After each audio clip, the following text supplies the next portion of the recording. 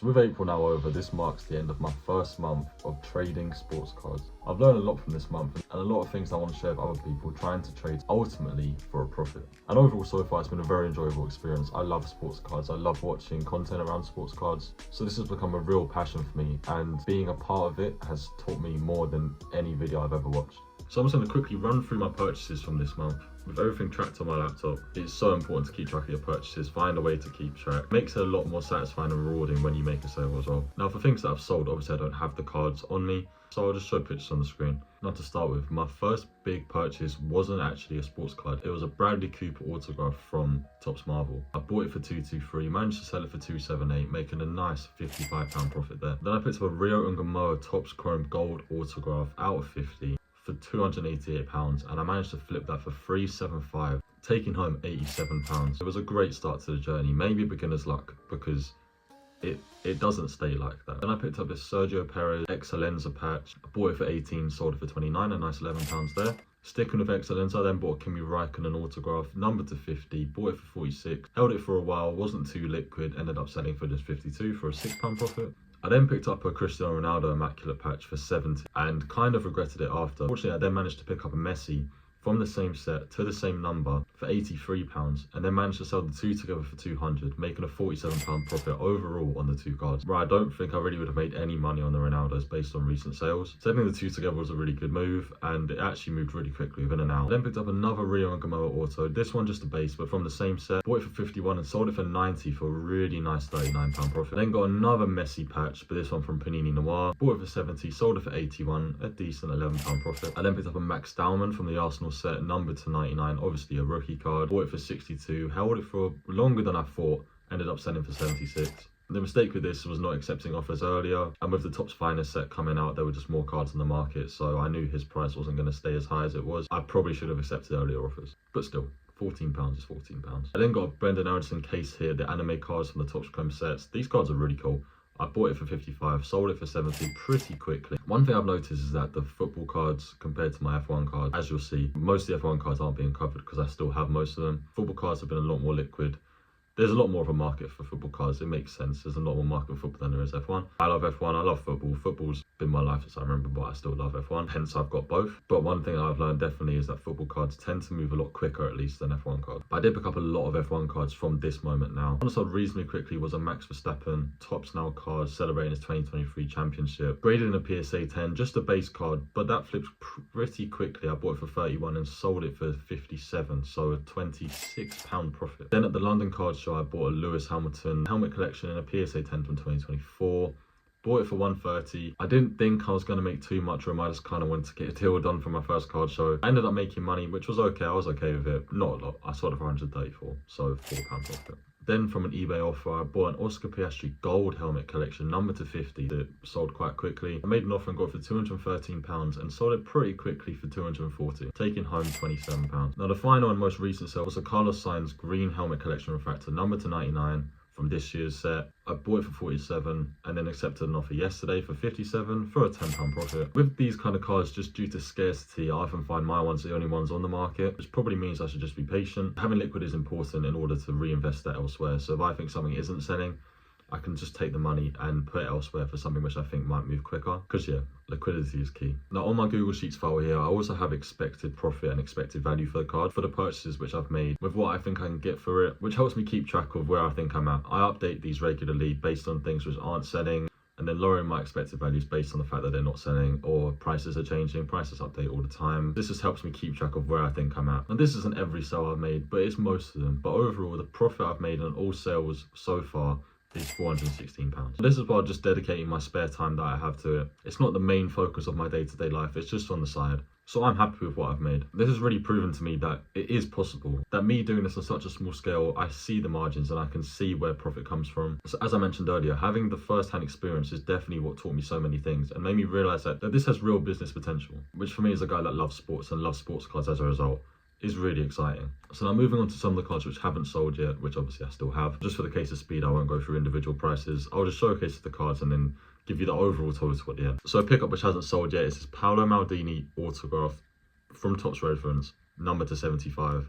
Now, I think this card is beautiful. It was one of my very first pickups. And looking back and see, I probably should have accepted offers that I had before. As now with other listings and other sales, the card isn't worth as much as those offers were. I was being a bit tight just because I thought the card was so beautiful, and I was like, I think I can get what I actually had it listed for. I didn't. I'm still in a place where I feel like I'll comfortably make money on the card based on me buying it for a pretty good price. So I'm not too worried. But that was a big learning curve for me as well. Now, this is actually my first ever football card purchase, and it's a Clint Dempsey Gold Legends autograph from Top Score MLS. Now, this one actually never really got the attention I thought it would. My thought process was American legend, World Cup in the USA. I thought this would be quite an easy sell. Didn't really get much attention. I still have the card. I don't think I'm really going to make much on the card, if anything. It's not an expensive card, so if I take a minor loss, I'm not too bothered. I love this card. This Heung-min Son card, I think, is so nice. Pretty much all Panini patches say how the memorabilia is not from a specific game or event, which puts a lot of people off. But the card itself, just look. Number to 25, that's such a nice card. And it's Sonny, and I'm a Spurs fan. Most of the cards I have, I love them. So I'm not too bothered about holding them because I like having them. Now we have the F1 stuff. So I think this is just a bit of proof of what I said earlier about the F1 stuff not being as liquid, not moving as quickly. These cards vary in value.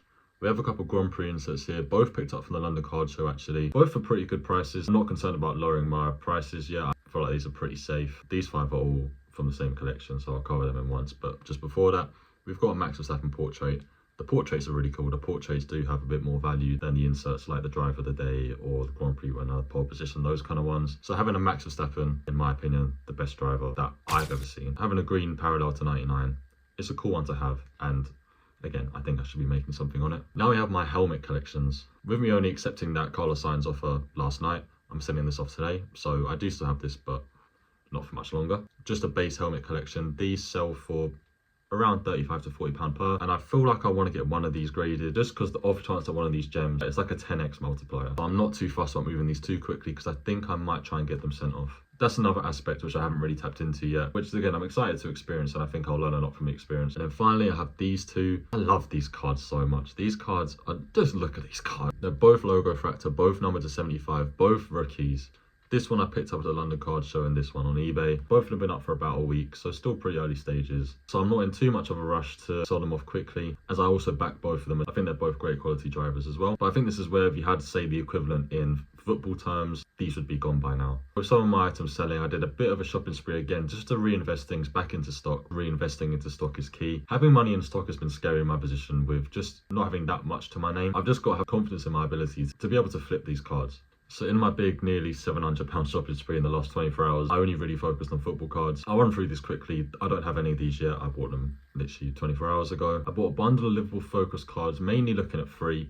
A Fernando Torres Auto to 99, a Fernando Torres number to 10, and a Fernando Torres number to 99. These are cool, and I think I picked it up for a good price. I then picked up an Alexander Isak, like Brendan Aronson earlier, the anime case hit, which again, in my experience and just what I see on the market, these are pretty liquid, so I'm feeling pretty good about that. I then picked up a Rodrigo Mora rookie Topps Museum card, patch auto, number to 199, quite a high number, but these still sell for a decent amount. His hype is still there, it's died down from what it was, but he still has a market, which is good. Then I then picked up a case hit from the flagship product in the form of Thierry Henry, obviously quite a good name. Arsenal cards tend to also sell quite well, quite quickly. Now, I never really see one-of-ones when I'm searching for sports cards to make bids on or offers, which makes sense considering they're one-of-one. There's only one. Unfortunately, missed out on a Valtteri Bottas one-of-one earlier on, which I think sold for a really good price, and I didn't win it. But I then managed to win one later on that day, giving me my first one-of-one card in the form of Kyle Walker-Peters, which obviously isn't a huge name. It's an ex-Spurs guy. It's a really cool-looking card. It's a one-of-one. I really wanted to learn how to deal with a one-of-one and just the experience of selling a one-of-one. Making profit has been a big bonus, but I also just want to learn as many things as possible as I start this off. Now, one of the players which I really wanted to invest in, and I spent a lot of the time just trying to find the best card for this player, is Julian Alvarez. The guy has led Atletico Madrid to a Champions League semi-final. The first leg of the semi-final was actually last night for me, and he did manage to score a penalty. He came off, but he looked okay. Obviously, for the World Cup, I think he could play a major part. I think on form, he's been one of the best players in the world, so hopefully he shows that in the World Cup this year as well. I picked up 2 cards, one in an Argentina shirt and one in an Atletico Madrid shirt. Now, one was a Panini White Sparkle. These short print cards look really cool. There's a lot of eye appeal, which should help it move. And talking about eye appeal, the other one I think is beautiful. It's a Topps Chrome logo fractor, number to 5, color match, PSA 9.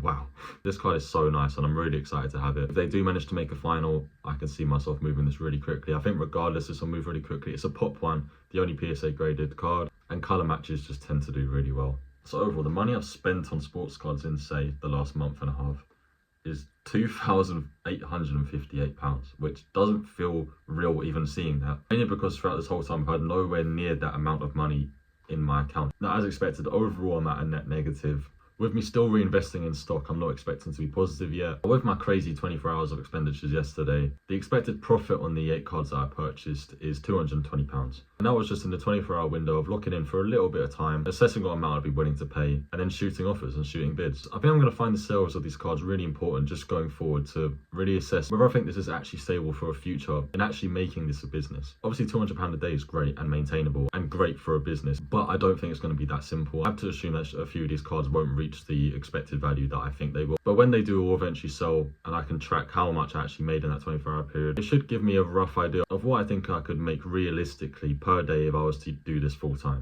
And also with potentially a higher budget in the future. But yeah, I hope you enjoyed this little insight into my first month dealing with sports cards. Hopefully to anyone that's doing a similar thing to me or is interested in doing a similar thing to what I've been doing, you find this of use. And yeah, I'll catch you on the next one.